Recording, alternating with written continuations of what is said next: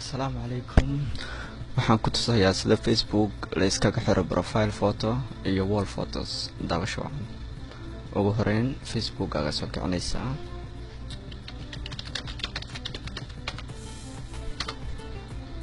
Facebook aga soo kicinay kadib waxaa aadaysaa account kadib waxaa ku dhufanaysaa privacy settings kaligaasina sugaysa intay ka shaqeynayso kadib halkaan ku dhufanaysaa customize settings waa soo dhaweynaa kaadin customize settings kaligaasina xeer hoos u daadagaysaa kadib waxaa imaanaya halkaan ay ku qoran tahay aan soo dhaweeyo edit privacy settings kaligaasina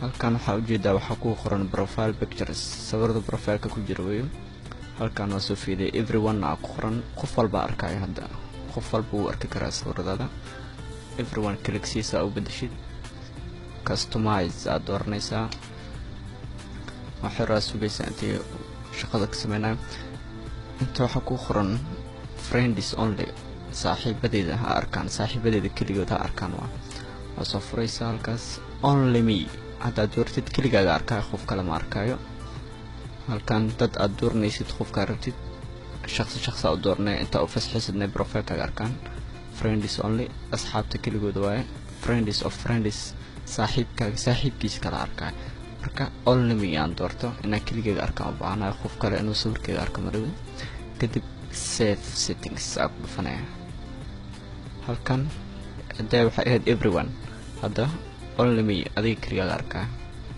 السلام عليكم. mahadsanid daawashada. subscribe, comment and rate.